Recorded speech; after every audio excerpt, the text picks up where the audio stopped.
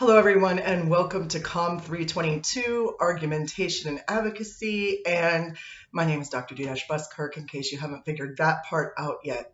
I hope the first week of school went well for you. I generally hold off on giving you guys a little introductory speech or anything else until you collect all your other syllabi and sort of settle in for the year. Hopefully you're there. I'm sort of there. But I am excited because this is the first time I've ever taught this class online. I have taught it in the classroom in the past, but with current conditions being what they are, hopefully very, very soon I'll be back in the classroom. This semester is not that semester, however. So it's unfortunate that I have to teach this online, but hopefully it will give us some advantage in what we're able to do with this particular class. Most of you may have heard about this class and how it gets taught, and it's taught by different people pretty regularly, I would say. There's a few who do it more often than others, but for the most part, we all have different ways of going about teaching it.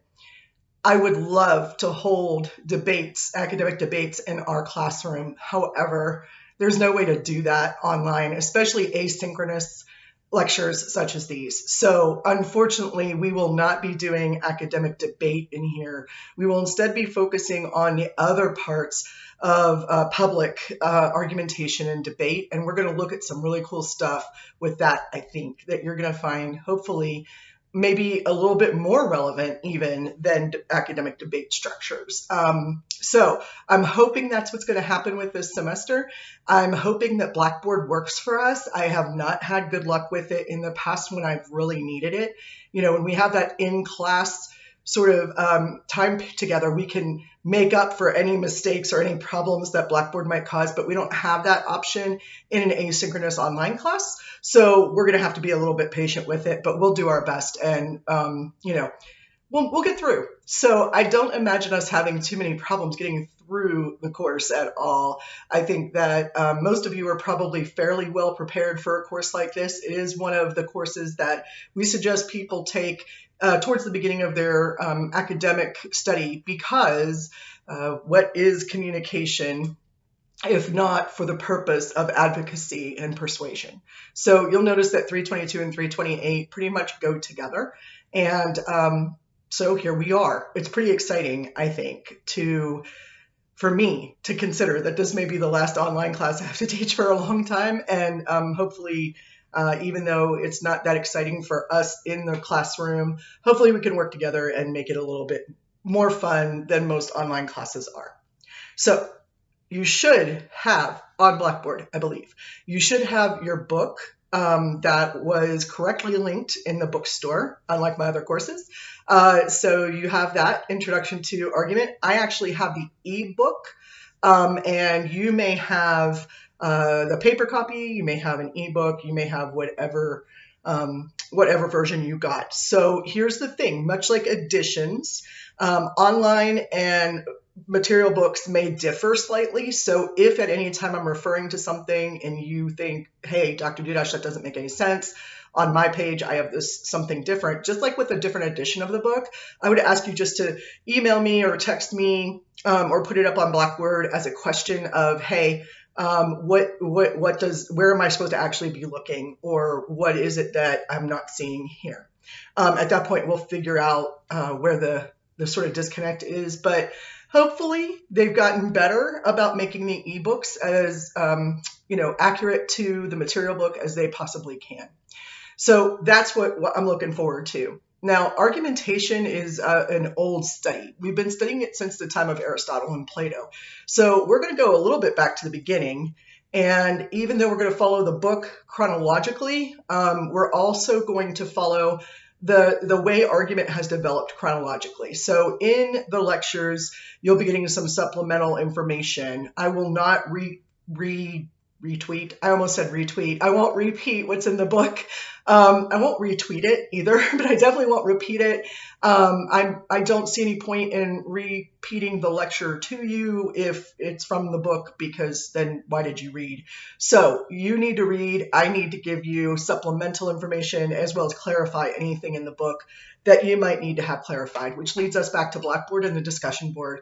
If there's ever a time when you need to say, hey, I need something about this particular topic or on this particular chapter, just put it up there on the Dear Professor Blackboard discussion board, and we'll cover it. I'll make sure that I get either a short second lecture out to you, or that I somehow answer your question. Maybe it can be actually just right there on the Blackboard, but sometimes it requires a little bit more discussion. So that's what we'll do there. You'll notice that you can earn up to 1,000 points in this class. That's the way I function because it's easiest for me. I don't give plus and minuses for A's, but I do for the rest. So the reason I do that is because you can earn an A minus, but then you can't earn a plus to balance that out. It doesn't really make a lot of sense to me. So if you earn 900 points in this class, you'll get an A, no questions asked. And then if it's like 870 to 899, you're looking at a B plus, and if it's 830 to 870 or 869, you're looking at a B, and so on down there. It should be listed for you there on the syllabus, which is available on Blackboard. So any questions that you're going to have during this entire semester, please feel free to send them to me via email. And if I don't get back to you fast enough, please, I encourage you to text me and say, hey, I dropped you an email a day and a half ago, can you look at it? And I'll get to it as soon as I possibly can without question. Okay, so what does it mean to study argumentation and advocacy? Well, it means that we need to understand how not just interpersonal communication deals with argument. Whenever people hear the word argument, they automatically think, two people who are having a disagreement. But argument is not necessarily about disagreement. In fact, it could be very much about where the agreement lies. Let me explain a little bit. According to Aristotle, who was writing about 400 BCE, he stated that argument really begins where we have two equally opposing thoughts, ideas, concepts, etc. Let's say, for example, guilt and innocence. And those two are equally oppositional forces. And when they come together, they create a stability in between the two of them, a point where you stop, a point where they stop each other. He said it's at that point that we have rhetoric. So this point right here is called the point of stasis. That's S-T-A-S-I-S. And stasis is where rhetoric begins. And so a lot of people say, well, okay, that doesn't make any sense to me. Why, if we come to a stopping point, would that be where rhetoric begins? And the answer is because that's where choice begins, right? You have these two oppositional forces against each other, concepts, ideas, equally oppositional, and they come together and stop each other. Then we have to make a choice. In the example of guilt and innocence, for example, the jury has to determine who's guilty and who's innocent, right? And they use evidence to go back and forth between those two in the point of stasis. They go back and forth with it until they make a decision and come to a conclusion. What those statements are that lead us to that conclusion of guilt or innocence are known as arguments, right? So whenever I say I'm making the argument that, I don't mean I'm trying to cause trouble or start conflict. I mean that I'm literally positing a claim that I believe I can sufficiently support with evidence and reason with you about it. So sometimes when we enter debate, it's important just to be able to understand where both people are coming from, or where both sides of an issue are coming from, in order to understand where you agree so that you can move from those premises forward. It's unfortunate that right now in our public discourse, there is not a lot of people admitting that they agree on certain things. Or if they do agree on it, it's I agree on it, but not in your case, only in mine, which doesn't work logically. I have been asked multiple times by people, please explain to so-and-so that this is Socratic method argumentation, or please explain to so-and-so that this is a reasonable argument. And I'm just like, but it's not, okay? Most of the time in public debate, especially in local political debate, in local public debate, we don't have a whole lot of anyone willing to give the impression that they somehow agree with the other side on a premise, even when that premise proves our side and not theirs. So we're going to look at the traditional way of dealing with argument in the public sphere, but we're also probably going to have to look at some new ideas about how that works. In or around 2014 to 2015, our world changed greatly, and the world of argument and politics and issue coverage and issue debate in the public sphere changed drastically. And there's a lot of reasons for that. There's not just one thing to blame. There's a lot of things that sort of came together by then.